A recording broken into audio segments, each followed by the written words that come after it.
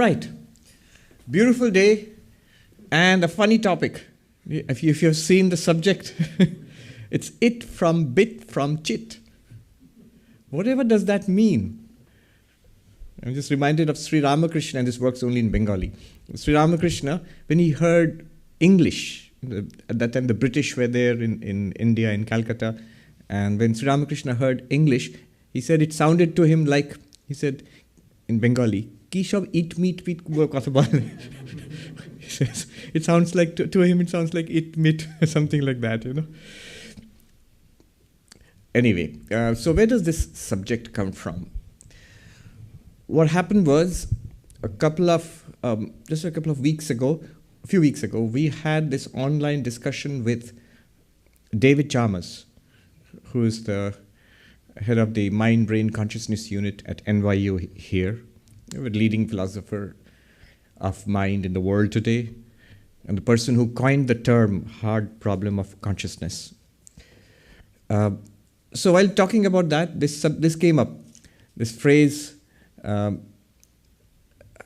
it from bit.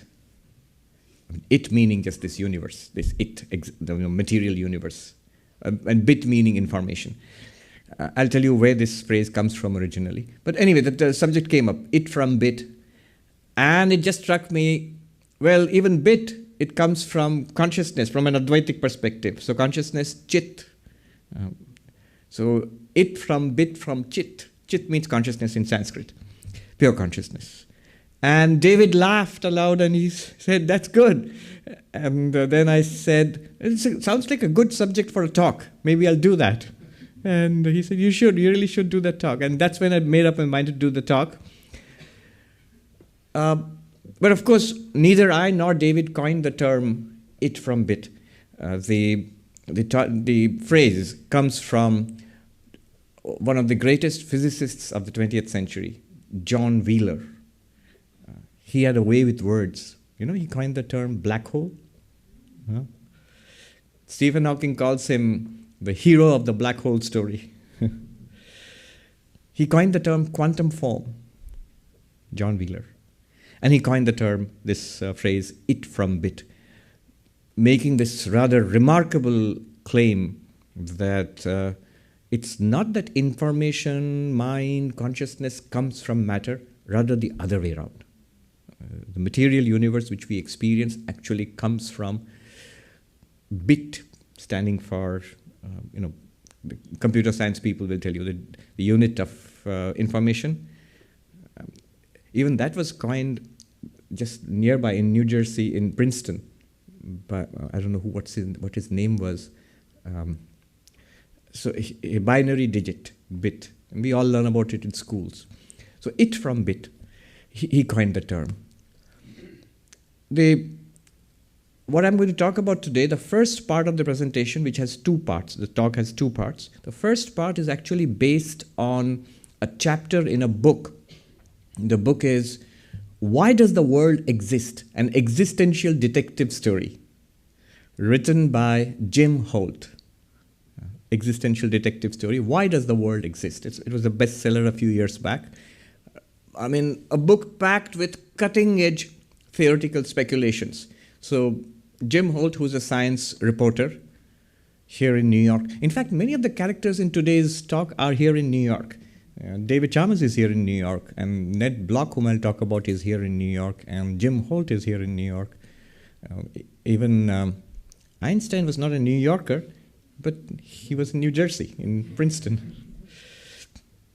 And we are in New York. So Jim Holt's book has a chapter which is it from bit. It's called it from bit. And so what I'm going to say today is a quick summary and overview of that chapter, which I would highly recommend you go back to it. Not just the chapter, the whole book. In that book, Jim Holt goes to some of the leading physicists with this question: why does this world exist? Not why a planet exists or a star exists or quarks exist. No, why does anything exist at all? Why does the universe exist at all? Not how it came into existence, not Big Bang. Why at all? So this question, this is the biggest question that there can be. Why is there existence at all? So he goes to physicists with it, and some of the leading physicists of the world today, including Sir Roger Penrose. He goes to mathematicians, he goes to computer scientists, he goes to philosophers, he goes to theologians, and whatever he has got, the best ideas, he packs it into that book. If you say it'll make for dense reading, it does, but it's written in such a lucid, fast-flowing, engaging style, you'll enjoy it thoroughly. And one of the chapters is It from Bit. And the first part of my presentation is going to be a summary of that. And the second part, of course, is going to be Vedanta. Of course. So Jim Holt starts off with, what is reality? I'm going to start off with a smaller question. What is reality? And Aristotle said, reality is basically stuff plus structure. Stuff plus structure. Of course, he didn't put it that way, Aristotle. Aristotle had a heavyweight Greek name to go with it. It's called hylomorphism. But all it means is, whatever is real has these two aspects. There is stuff, substance, and that has some structure. And it's as simple as, here is this podium. It's real. And it has structure. Look at it. It has a particular structure. It has a particular shape. But it also has stuff, wood. Touch wood. So the stuff is wood, and it is given a particular structure, and we call it a podium. If it reminds you of the Vedanta name and form, Nama Rupa, we are right. There is the absolute reality, Brahman, and then there is Nama Rupa, Maya, and that gives us this universe. You're right. It's basically the same idea. Though there are some interesting differences, deep differences.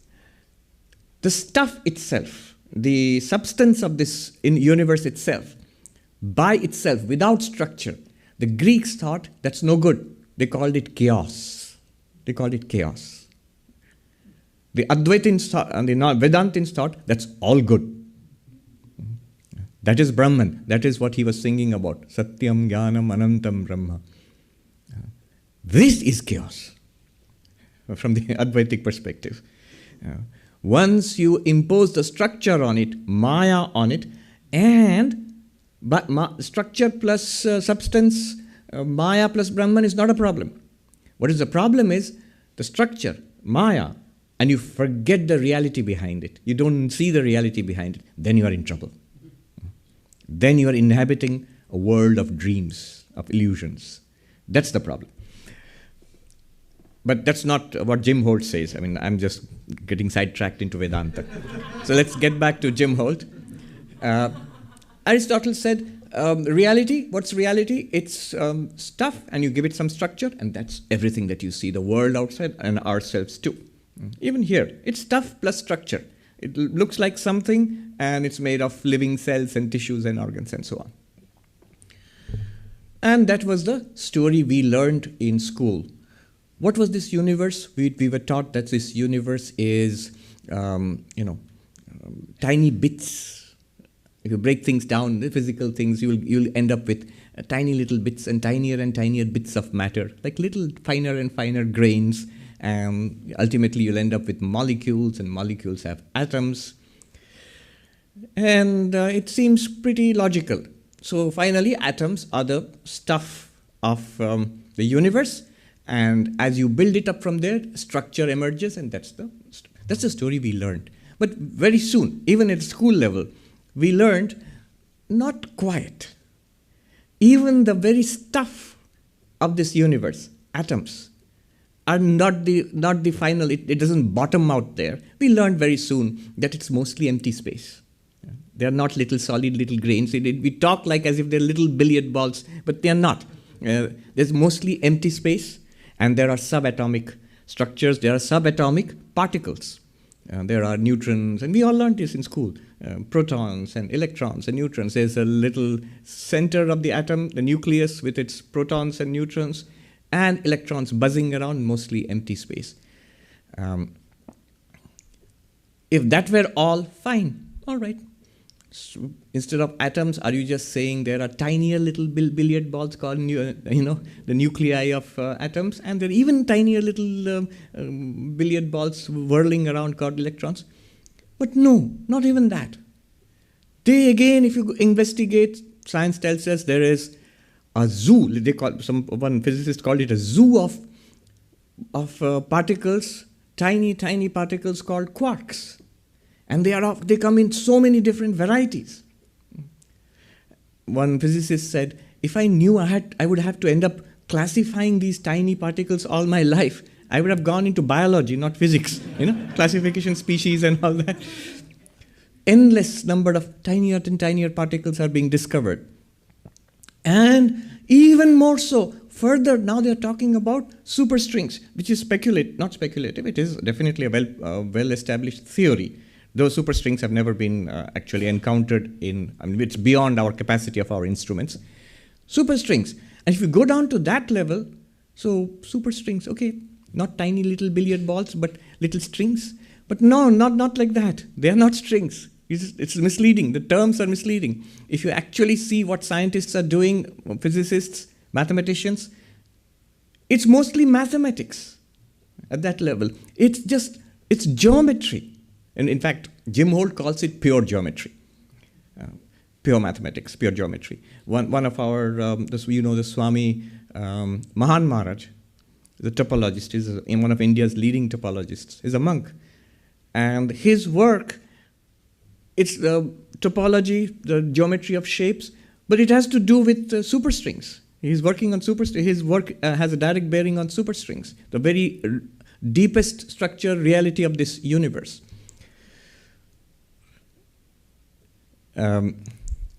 This reminds us of Samuel Johnson, all the way back in England. So when he was told about Bishop Berkeley's theory, that there's no world out there, it's all in our minds. The world is idea in our minds, not a material world out there. This is, in Western philosophy, this is called subjective idealism. The world is in the mind. There is no external world.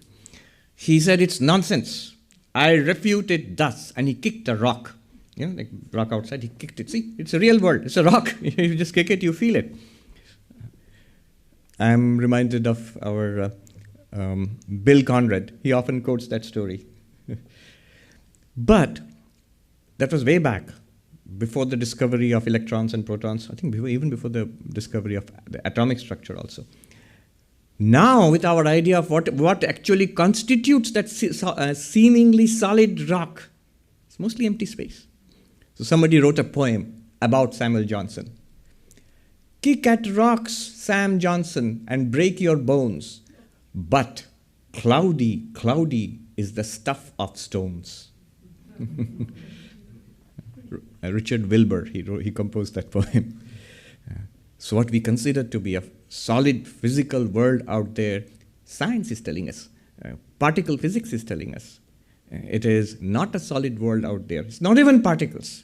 See, when we go a little more deeper into it, and Jim Holt does a good job of it, when we speak about atoms, protons, neutrons, electrons, quarks, what actually scientists are talking about are bundles of properties and ways in which matter interacts with itself.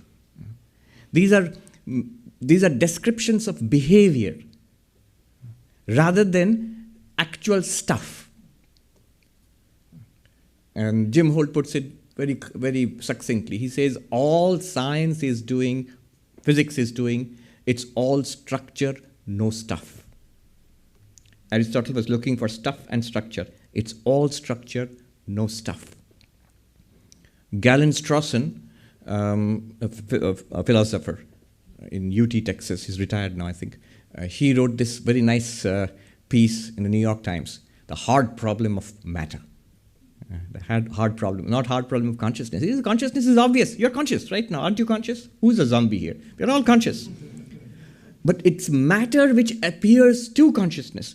The world appears. You're conscious first, and then the world appears to you. Your own thoughts appear to you. Your body appears to you, and we all appear to you, and the world appears to you. Matter appears to consciousness. So the question should be not what is consciousness, but what is matter? We have already made up our minds that matter and living matter, and especially these brains, which are constituted of living matter, they somehow produce consciousness, and we are not sure how they produce consciousness, and hence, hard problem of consciousness. Galen-Strawson says, no, no, no. Consciousness is obvious. The hard problem is what is matter. And he says, sort of tongue-in-cheek, the more we investigate matter, the more it is disappearing before our very eyes. All structure, no stuff. Sir Roger Penrose, I think he got the Nobel Prize a couple of years back, last year or year before last. So he says, he goes even further and uses sort of radical language saying that the stuff of this universe is mathematics. The universe is mathematical structure all the way down. Not literally his words, is another physicist who collaborated with Roger Penrose, Tegmark, he uses these words. I remember as a young brahmachari, monastic novice, once I went to hear Sir Roger Penrose speak. He had come to Calcutta in a program sponsored by the British Council. And some of you have met Swami Atmapriyananji, who's a particle physicist himself, a nuclear physicist. He took us, me and some of you know Shirish Maharaj, the monk. So he took us to hear Sir Roger Penrose speak. And I still remember, he's this very elderly, very typical British gentleman in his three-piece suit and quite innocent of modern PowerPoint and computer. He uses some of you will remember OHP slides. When we were kids, in school, some of the professors used to use it. Overhead transparencies. So he still uses those, or used to at least. That was that was more than 20 years ago, I think. So he was drawing on that. I still remember clearly. He drew a triangle, and the triangle was universe, consciousness, mathematics. And he says, we are conscious beings trying to understand it, the universe. And our understanding is pretty good in terms of mathematics. And he uses the term, the unreasonable effectiveness of mathematics. It's something that we do, human beings do mathematics, but how is it that it's able to unlock the secrets of this physical universe with such precision? Now he says, maybe, just maybe, mathematics is very good at reading the physical universe because the physical universe may be just mathematics. So he says the structure of this universe is accessible to mathematics. Maybe it's just a mathematical structure. But what's the stuff? Aristotle still would have his thing, stuff plus structure. What's the stuff? Bertrand Russell himself is absolutely quiet on this. His analysis of matter, the book he has written, what is ultimately, we read in physics that all matter is, actually energy. It's like condensed energy. All right, so what is energy? It's matter. What's matter? It's energy. But what's energy and matter? What's the intrinsic stuff of the universe? Bertrand Russell says science has nothing to say about it. We keep quiet about it. What is it in reality? What is the substance? No. John Wheeler, the one who came up with the term it from bit, in a short interview, it's available on YouTube also, if you look it up, just 2 minutes, old interview, video. He's asked about what's reality, and he says, reality consists in our observations, and it is a collection of registrations on our instruments. Whatever reality it is, how it registers on our instruments and to us, and from that is reality to us. Beyond that, we think that there is something out there and that's being registered by our senses and our instruments. But is that so? And he says that all we can access is observations, and he calls them registrations. And there may be nothing more to it than that.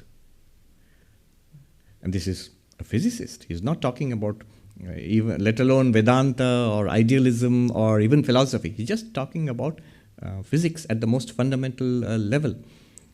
And he's a very reputed physicist. I didn't know. I just knew that he had coined the term black hole. But when I read up about him, he collaborated with Einstein. He was the teacher of Richard Feynman. He came up with the term quantum foam.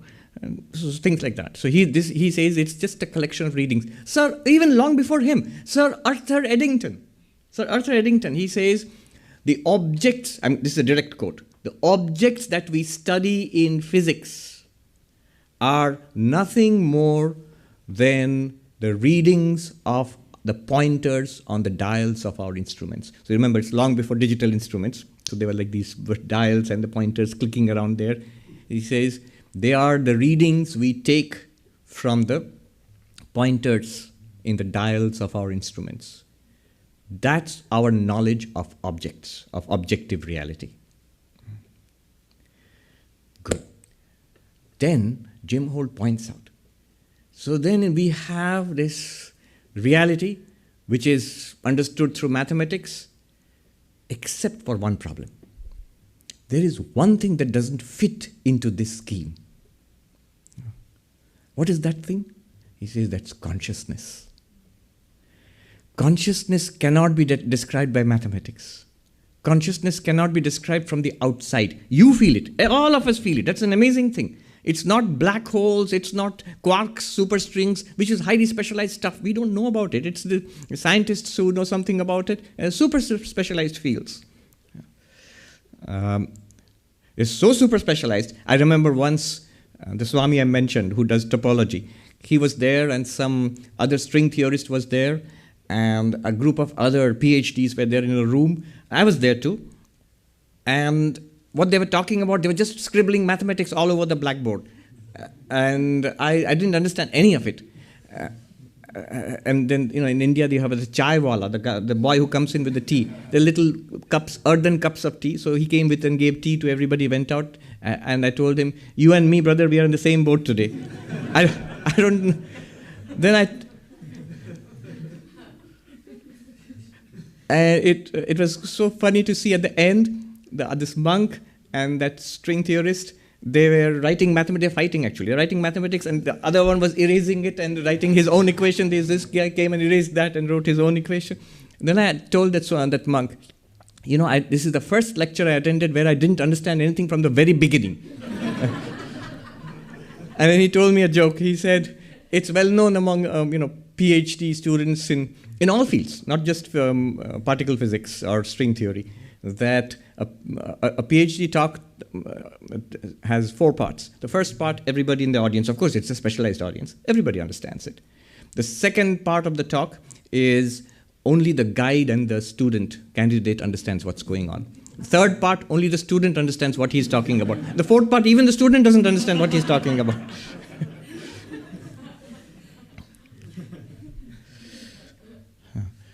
So consciousness is not something that can be captured by the mathematical description of the universe.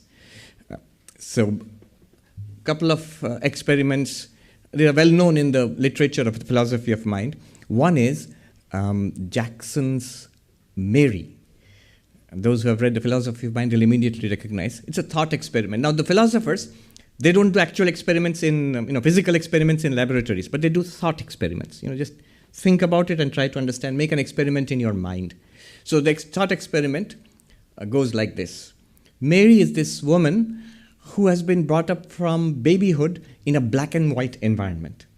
She has never seen color. And so everything as far as possible. She lives in an underground bunker. It's not a real experiment, don't worry. And don't call 911. You have to rescue Mary.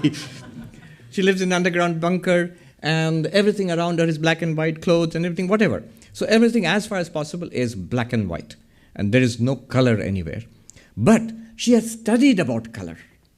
So she has read up all about color, especially the color red, and she has read up all about it, about wavelengths, but all the books are in black and white. But she has read all about it. She knows the physics of it, the optics of it, the nervous system, how it functions. All of that she has read about. And all the latest, all the textbooks, the latest scientific papers, she's read all of it. She's an expert on color, but she's never seen anything other than black and white. Now imagine, here's the experiment. Mary comes out of the bunker for the first time, and she sees a red rose. Okay? She knows she's an expert on the color red. But when she sees the red rose for the first time, here's the question. Does she have a new knowledge, a new experience for the first time. Although she has read about it, it all, thoroughly. She can give lectures and lectures on the color red. But when she sees the color red for the first time, is it a new experience for her? Yes, everyone would say, of course. That means this conscious experience is not information.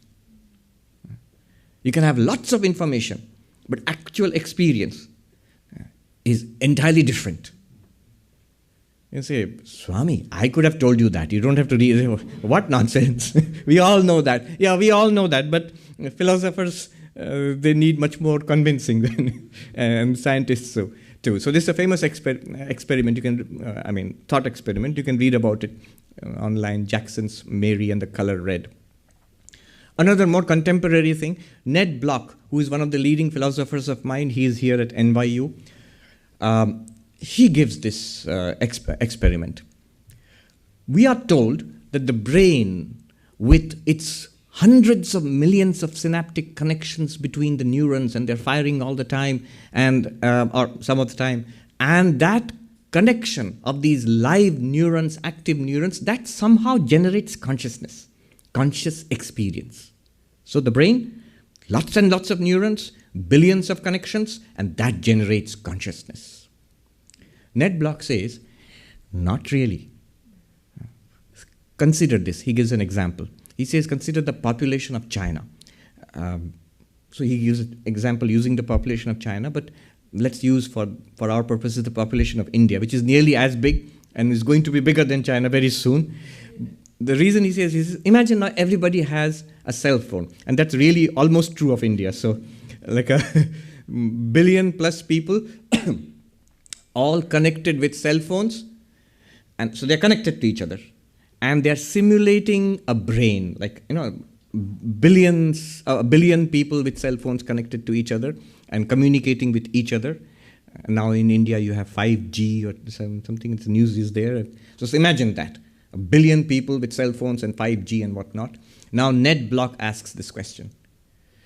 When they're all connected and interacting, just like a brain, one brain would, will that connected network of cell phones, will it become conscious? If you give it a cup of coffee, will it be able to taste the coffee and feel the heat and warmth and flavor of the coffee? No. It's just a billion people communicating with each other, sending WhatsApp messages to each other. That's all. There is no consciousness above and beyond those people. Just the network of telephones does not become conscious. Similarly, he says, how can a network of cells, material in the brain, how can it become conscious no matter how many connections you give it? So this leads to the possibility that there is consciousness, which is undoubted. We all have it. Black holes and quarks and superstrings are theoretical. We may not understand all that, but we understand consciousness because we are conscious. This is something that's directly before us. We can check in our own experience that I'm aware. I see, I hear, I smell, I taste, I touch. And these are not equations. These are not theories. I'm getting this live experience all the time. Christoph Koch, one of the leading neuroscientists, he calls it the feeling of life itself. What is consciousness? The feeling of life itself. The feeling of life itself. We have it. And it cannot be captured by information. It cannot be captured by mathematical equations. In that case, it is quite possible that consciousness is a fundamental reality, not produced by matter. It's not that information of consciousness comes from it. It may be that consciousness itself is a fundamental reality. And this, is the theory of what David Chalmers is propounding. It's called panpsychism, that consciousness may be everywhere. Why consciousness may be everywhere? It's like this. Go back to Aristotle's original hypothesis, original formulation of reality. What is reality? Stuff and structure. So far, all scientific investigation shows that everything is structure. But is it possible for structure to exist by itself without any substance, without any stuff? Just structure hanging in the air. Suppose I take all the wood away from this podium. Will the structure of the podium still remain? Ghostly podium? No, it won't. It will disappear. The structure of the podium depends entirely on the stuff of the podium. There was a philosopher, T.L.S. Sprigg, in England, in Oxford, I think. Timothy Sprigg. He was probably the only one in that generation who held on to the idea that consciousness may be the ultimate reality, because everybody else, even the fashion is materialism, that matter is real, and consciousness might be just a derivative. But Timothy Sprigg, an Oxford philosopher, his famous book is The Vindication of Absolute Idealism. And that's so rare. Those who read up philosophy, that's so rare in modern philosophy, that to have a completely committed and convinced idealist in this day and age. I asked Professor Arindam Chakrabarti, who has spoken here. So he studied at Oxford, so under Sir Peter Strawson. I asked him that, did you ever meet this philosopher, Timothy Sprigg? And he said, of course. I met him. He was a good friend to me. And I can tell you, because he knows what I like, so he said, I can tell you, he was absolutely a fan of Advaita Vedanta. So Timothy Sprigg says, is it enough just structure, as physics might have it? He says, this is very beautifully he put it. He says, what has structure must have more than just structure. Carefully listen to the sentence. What has structure must have something more than structure. Podium has structure, but it must have something more than structure, the wood itself. So what is that more than structure? If all of physics tells this entire universe is just mathematical structure, then what is that one thing here which must be more than structure, which is underlying that structure? What's the one thing that structure, mathematics, physics cannot capture? Consciousness. In that case, if consciousness is the stuff, this is the theory, if consciousness is the stuff, and Aristotle says stuff plus structure, structure is universe. If consciousness is the stuff of this, then immediately it comes with an amazing result that consciousness cannot just be here in us. Here is the universe, then everywhere there must be consciousness. Because here is structure around you. And the stuff of that structure is consciousness, then it must be everywhere, in every atom, in every quark or superstring or whatever you have, from the quasar to the blue whale to the amoeba, to living and then so-called non-living. Everywhere there must be consciousness. Consciousness must spread everywhere throughout this universe. This theory that consciousness is distributed across this universe, fundamental reality, ubiquitous reality, this is called panpsychism. David Chalmers, here, he says that if you consider the problem of consciousness long enough, what is consciousness? Then either you will, so he's Australian, that excuses the humor. He says either you will become a panpsychist or you will go into administration.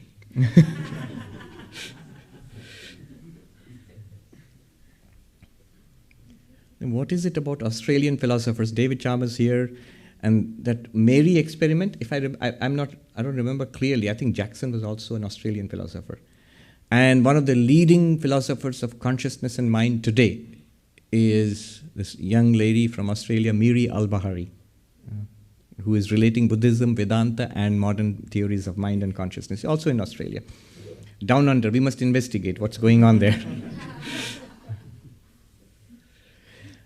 So the reason David Chalmers, and so he has got these talks. If you look up TED Talks, David Chalmers, he says there we must put forward this so-called crazy idea that consciousness may be a fundamental reality and in everything throughout this universe. Chalmers says that he finds this solution appealing because of two reasons. One, it solves the problem of experience. How are we getting experience? Because of consciousness. Because material nature cannot explain experience. Living experience, because of consciousness. Consciousness gives us this experience. And it also solves the problem of what's the ultimate reality of the universe. What is the stuff behind the structure? It must be consciousness. So this is a very elegant way. Not the normal way I had approach it through Vedanta. This is how it is being approached through a combination of neuroscience, philosophy of mind, and particle physics, all of it together coming around to explain this. Now, so consciousness is everywhere.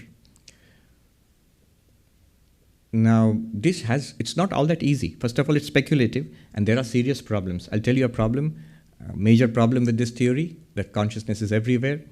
It's the stuff of the universe. And then how they're trying to solve it in modern philosophy and science. And then I'll move on to the second part, and that is Vedanta. What is the problem? It's called the problem of combination. What is the problem of combination? So now we are proposing that panpsychism says all these particles of which form the universe, they are structured, but their substance is consciousness. So what we have is this universe is formed of particles of consciousness. They are all around, and when they get together, they form minds like us. When they get together in a living brain and nervous system, they come together and give us the experience of my thought, feeling, emotion. But they are already there. This is a very elegant solution. See, if brains, matter cannot generate consciousness, because you can't generate something that's not there. From nothing, something cannot come. So if there is no consciousness at all anywhere in the universe, in matter, in brains, and yet somehow it emerges. How? It is more elegant to say it does exist in a proto-form. And then it emerges in the form we are familiar with, minds, thoughts, feelings, emotions. So this is a kind of thinking. But then the combination problem comes up. This is a major problem in panpsychism. And I'll show you how Advaita Vedanta has a very elegant solution to this. The problem is this. If there are billions and billions of particles of consciousness, then how is it that they combine to form single minds? Your mind is full of millions of thoughts, emotions, perceptions. But how is it unified into I am thinking, remembering, I am happy, miserable, this one united mind? How is it possible for it all to combine? William James, Harvard University, see how it's all connected. William James was actually a supporter of panpsychism, but only this problem he couldn't get around it. He says, he gives a very nice example. You can't combine consciousness, he says, because, consider this example. He says, suppose you gave 10 people 10 words, separate words, 10 people, and tell them to think about that word, your word. You just think about your word. She will think about her word. That person thinks about that word, that one particular word. 10 people think about their own words. Now, if you squash those 10 people together, will it make a sentence with 10 words? No. Each mind will keep on thinking about that particular word only. Then how is it that minds form, single minds form in our mind? In our mind also there are various thoughts. How does it come together to form a single mind? How can consciousness combine to form single consciousnesses everywhere? So this problem is a big problem. And what they're trying to do, there's an elegant solution in Sankhya and in Advaita Vedanta. I'll tell you that quickly. But before that, what they are trying to do, that is physicists and philosophers of mind, they are going the way of quantum mechanics. So the solution, Jim Holt mentions this. This is really cutting edge stuff, just not even theory, speculation. There is something called quantum entanglement. And that's not a theory. That's well known. Again, I'm sounding very wise about physics. I am not. I'm drawing entirely from material I read in Jim Holt's book. So quantum entanglement. And we know that at the quantum level, there can be particles which are discrete particles by themselves. And yet when they are in quantum entanglement, they lose their discreteness, separateness. They behave as a single unit. And they may be separated by huge distances. And yet they are acting together. You change one, the other one changes in correspondence. Einstein was so surprised by this, he called it spooky action. Spooky action at a distance, quantum entanglement. Now, it just may be that when these particles, which are actually consciousness, the stuff in them, when they come together in a living brain, there is some kind of quantum entanglement, and they come together to form one mind. One mind. So he calls it quantum psychology. And it's not all that crazy, because someone as eminent as Sir Roger Penrose actually supports this. He has this idea that that's how a human brain becomes a single consciousness. That's it. It's done from the perspective of Jim Holt. Now we'll enter into Vedanta. And I found it very evocative that Jim Holt concludes his chapter, It from Bit. He says, then what is reality? And he says, the best definition of reality that I found is reality is the dream of a mad philosopher. Immediately, if those who have studied Mandukya, you would bring to your mind Gaudapada, who has a whole chapter on this, comparing reality to dream. Does Jim Holt at all talk about Advaita Vedanta? He does. He goes to this leading American philosopher who passed away recently, Robert Nozick, and asks him about, so in this entire universe, what are selves? What is consciousness? And Robert Nozick says, the most daring idea I can propose, which will solve everything, but it sounds crazy. He says, is the Hindu idea Atman is Brahman. It's there in the book. He says, what is the self in us is also the stuff of this universe. They are one reality. David Chalmers picks up on this and he says, information about this reality from the outside is physics. Information about this reality from the inside is experience, consciousness. What you're getting? Atman is Brahman. You and the universe are one reality. Just by the way, how would this combination problem, how would Vedanta fix it? Very easy. One crucial thing that I think modern philosophy of mind needs to pick up from Indian philosophy, not just Vedanta, is the distinction between consciousness and mind. How we see it in Vedanta is, whatever you experience is an object. You say, yeah, that's fine. What's so big about it? Well, the world you are experiencing, it's an object. Good. The body you are experiencing, it's an object. I can grant that. All right, maybe. You're experiencing thoughts, emotions, ideas. So the content of your thoughts, these thoughts, emotions, ideas, if you're experiencing them, they're objects. By definition, anything that is experienced is an object. That which experiences, that to which objects are presented, is the subject, consciousness. If you use this, immediately you will see a deep fault line in the modern understanding of mind and consciousness. Because in the modern understanding of mind and consciousness, if you ask a consciousness studies expert, what do you study? Oh, thoughts, feelings, emotions, perceptions.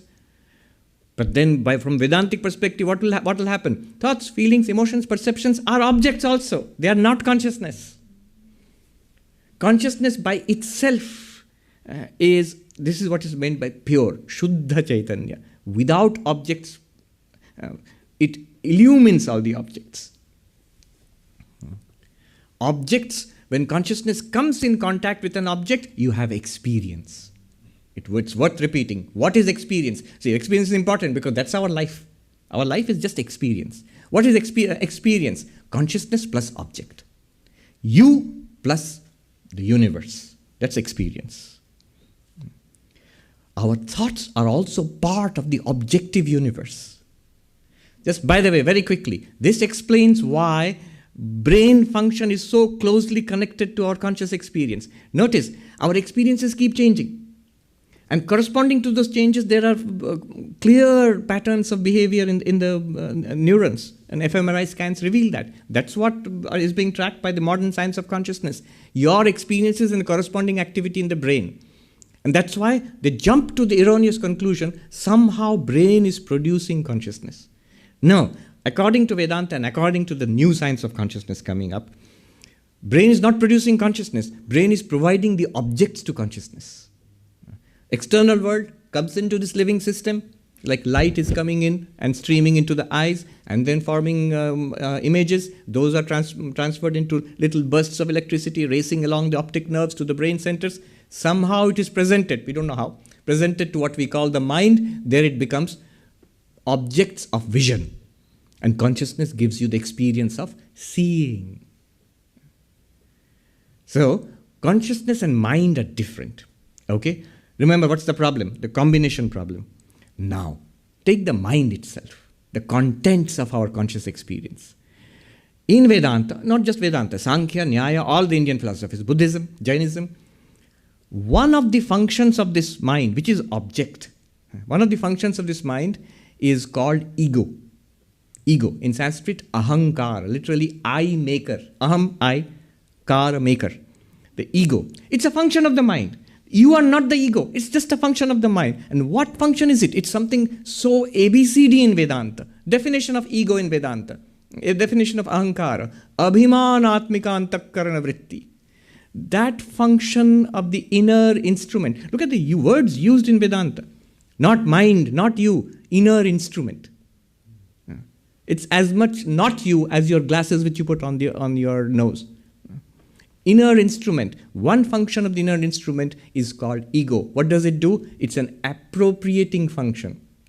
It's an integrative function. Whatever is going on in the mind and in the senses, the ego has one function, to say, I see, I hear, I smell. Seeing is going on, hearing is going on, smelling is going on, thinking is going on, remembering, desiring, hating, loving, hating is going all is going on. But I integrates all of that into I love, I hate, I remember, I enjoy, I suffer, I see, hear, smell, taste, touch. It's all integrated by one function of the mind, and that's also a function of the mind. It's not you. You are consciousness which illumines the activity of the ego and inactivity of the ego. In deep sleep, ego disappears. Deep sleep, when you fall asleep, ego disappears. Consciousness does not disappear according to Vedanta. In deep concentration, positive psychology has shown this. When you are in the flow state, in continuous, intense concentration, the feeling of ego disappears. Why does it disappear?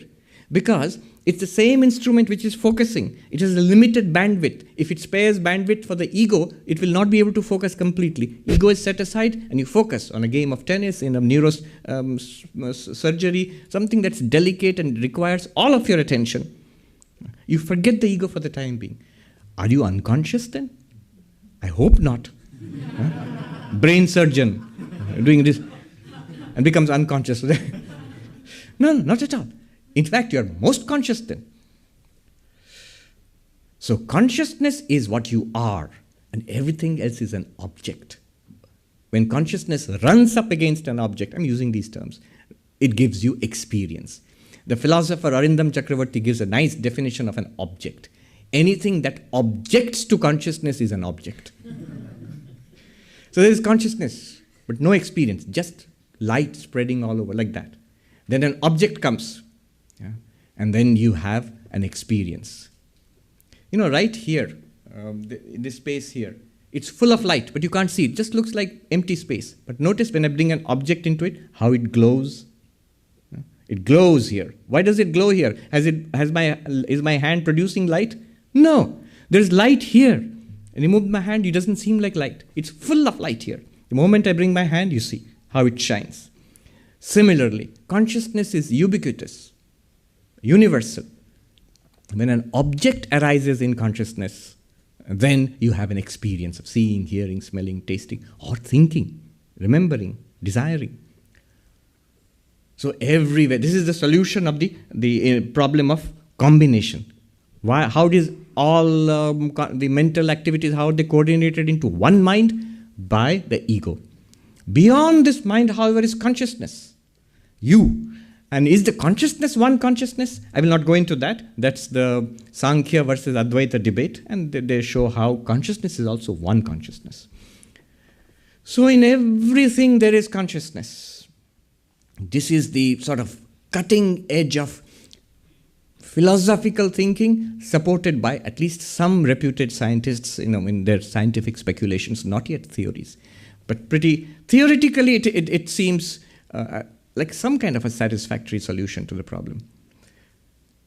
This is where it ends today. The latest thinking of leading minds, of physicists like Penrose and philosophers like David Chalmers, Ned Block and others. Ned Block I won't include there because he doesn't go so far, but David Chalmers does. Where this ends, Vedanta picks up. Vedanta just begins there. In the Bhagavad Gita, I was just thinking, just a couple of days back, we were studying in the 9th chapter. Krishna says, I pervade this entire universe as consciousness. I am in everything as consciousness. I said, really? Krishna says that? Yes. 9th chapter, 4th verse. Maya tatamidam sarvam jagad avyakta murtina. I pervade this universe in my unmanifest form, which is pure awareness, pure consciousness. Somebody might say, Swami, he didn't say pure consciousness. You are introducing that just to make it fit with your it from bit from chit talk. No, I am not giving this interpretation. Go back to the ancient commentaries, Shankaracharya and others. They give exactly this interpretation. What is the unmanifest form Krishna is talking about? Pure consciousness. Yeah. Chit. As chit, I pervade this entire universe. In everything I am, Krishna says, as consciousness. Krishna says as consciousness. You are consciousness. So you pervade the entire universe as consciousness. You seem localized in this body and mind because it comes together as a mind here. Otherwise, you are everywhere. Everything that you see you are there. But then Krishna says this is just the beginning. He'll go to 2 more stages. Go well beyond our modern understanding or even theorizing about consciousness. Next line in that very verse, he says, so I pervade everything as consciousness. I am in everything as consciousness. And next line in that same verse, he says, not really. Matsthani sarvabhutani. Na teshu aham avasthitaha. Na cha teshu aham avasthitaha. I pervade, I am in all beings. And then he says, not really. Actually, all beings are in me. I am not in them. What does that mean? Here he's saying something, making a tremendous statement. It's not that there is a physical universe out there and then consciousness comes and enters everything. Not that there's a little Krishna sitting in every quark and superstring. No. Actually, consciousness is the only reality. And this makes sense from the stuff and structure idea of Aristotle. Consciousness is the only substance, is the only reality in which the universe appears. Not that the universe is there and consciousness enters into it. Is it true that there is a podium and then wood has been poured into it? Is it true that there is a wave in the Atlantic Ocean out there and then it's filled with water, stuffed with water? No. Which is a better way of putting it? Is there water in the waves or are waves in water? Waves in the ocean are in water.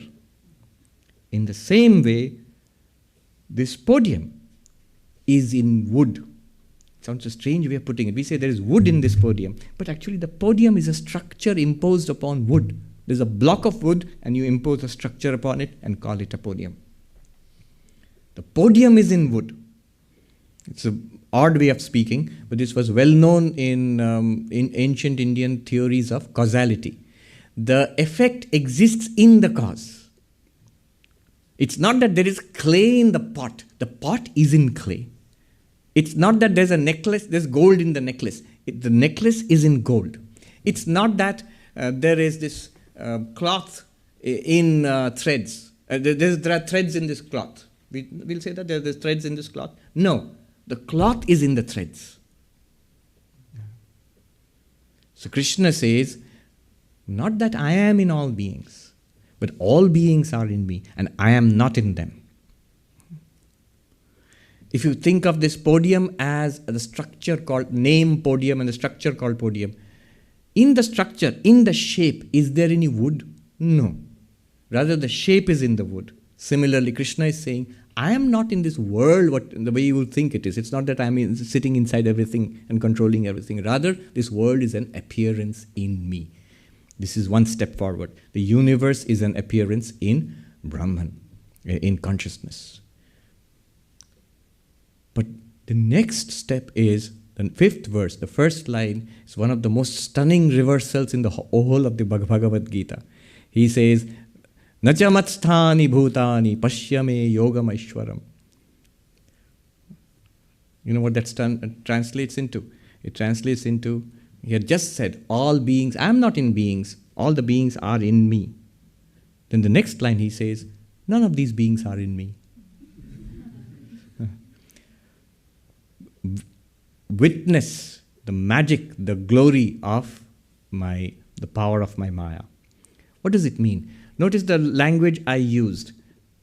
The world, the universe is an appearance in Brahman. Stress the word appearance. Is there really a universe? When you say the universe is in Brahman, is Brahman like a bowl in which the universe has been kept? Is it like this podium on which I can put the clock? I am aware of the clock. Don't worry. I will not take up too much of your time. Is this podium like is Brahman like a podium on which you can put a clock? Is Brahman like a podium on which you can put the universe? No, not in that sense. There is no separate reality called this universe which has emerged in Brahman. It's just like this. It's not all that weird also. If you look at this podium, let me ask the question. So the stuff of this podium is wood. Good. Is the podium a distinct reality apart from this wood? You'll say no. If you take the wood away, can the podium exist? No. Is it distinct? Like the podium and the clock are distinct. You can see the clock on the podium. You can see the clock by itself and the podium by itself. These are two distinct things. But podium and wood, are they two distinct things? No. Can you see the podium apart from the wood? No. Can you see the wave apart from the water? No. Can you see the necklace apart from the gold? No. But can you see the wood apart from the podium? You can. The wood can exist as a log of wood. It can exist as wooden chips or whatever. It can exist in the tree. So the wood exists by itself in relation to the podium. The podium does not exist by itself. It depends entirely on the wood to appear. Yes, the podium appears to us. We do not deny its existence as a podium. You can use the name podium, you can see the podium, the structure of the podium, and you can use it as a podium, as I am doing now. This is called Nama Rupa Vyavahara. Name, form, and transaction. Name, form, and transaction have another single name in Vedanta, Maya. So Nama Rupa Vyavahara is entirely an imposition upon the reality of the universe, which is consciousness itself. This is what Krishna is saying, that I am in all beings in this universe, step one. This is where science and philosophy of mind and quantum mechanics left us. It's possible that in everything there is consciousness. And Krishna says, yes, let's take it from there. I am in everything as consciousness, as chit, pure consciousness. Second, no, I am not in everything. Everything is in me. I am consciousness, everything appears in me. Third, even more stunning, everything is not in me. I'm reminded of Vivekananda. Vivekananda, he wrote this, he had a poetic exchange with one of his disciples, Mary Hale, here in America. Again, New York. Yeah. And she wrote to him in poetry, I have understood what you have taught. All is God. Vivekananda wrote back, I have never taught such strange doctrine that all is God. And she said, it's exactly what you said. It's exactly what you said. I'm quoting your words. And Vivekananda said, no, what I meant was, God only is, all is not. It's not that there is a universe and somehow God has become a universe. God has not become anything. Consciousness has not become anything. Consciousness is consciousness, remains as consciousness forever. It appears as this universe. What good does it do? It gives us experience that way. There is a whole experience of seeing, hearing, smelling, tasting, touching, doing science, doing religion, doing Vedanta, art, doing good things and terrible things. All of it becomes possible when consciousness expresses itself as this universe. What good does it do to me? Well, when we forget this underlying reality and we take ourselves as, I am this limited being, this one tiny slice of the universe, confronted with the rest of the universe, then samsara starts for me and I get stuck. But when I see myself, and we can't do that, there is whole Vedantic process, Advaita process for seeing yourself as the one consciousness. When you see that, you can still go on existing. The podium can go on existing as a podium, but you know that it is wood. The wave can go on existing for a while as a wave, but you know it's water. So when the wave form goes away, it doesn't lament, I am dying. It realizes as water, I am relatively immortal. I could be water in the wave, I could be water without a wave, I could be water as water vapor in the clouds, or water in a glass. I am the same water.